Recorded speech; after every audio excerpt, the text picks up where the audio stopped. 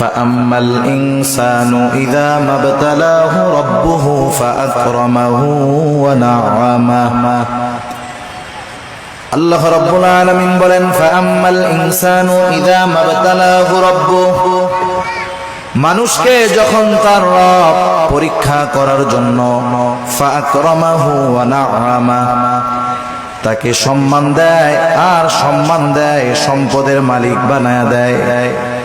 একটু খেয়াল করেন আল্লাহ তাআলা বলতেছেন মানুষকে পরীক্ষা করার জন্য যখন তার রব তাকে সম্মান দেয় সম্পদ দেয় তাকে নিয়ামত প্রদান করে সে নামাজ না পড়ুক রোজা না রাখুক সে মানুষের কাছে বলে বেড়ায় ফায়াকুলু রব্বি আকরামান আমার রব আমাকে সম্মানিত করেছে।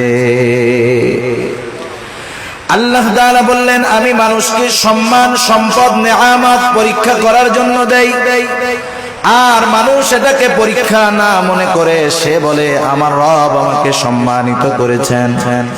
প্রথমত একটা জিনিস আমাদের ক্ষেত্রে ক্লিয়ার হওয়ার প্রয়োজন আল্লাহ তাআলা শুধু অভাব কষ্ট দুরবস্থা দিয়ে মানুষের পরীক্ষা নেন বিষয়টা এমন নয়, বরং সম্পদ সম্মান দিয়েও আল্লাহ তাআলা পরীক্ষা নেয়।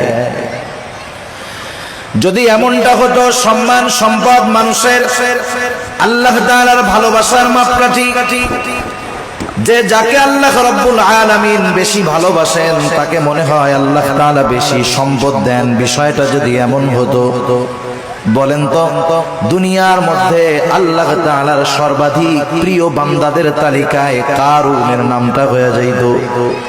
কারণ তো পৃথিবীর অন্যতম বড় এক ধনী ছিল।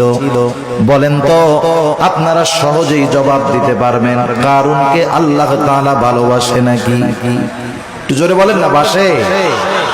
কারুনকে আল্লাহ তাআলা ভালোবাসে না, বরং কারুন নামটা মানুষের কাছে এত ঘৃণিত এত অপছন্দের। দুনিয়ার কোন মানুষের যদি সন্তান হয় সে যত গরিব হোক তাকে যদি বলা হয় তোমাকে মাসে 1000 করে বেতন দেওয়া হবে টাকা দেওয়া হবে ছেলের নামটা তুমি কারুন রাখো, আপনারা কেউ রাখবেন?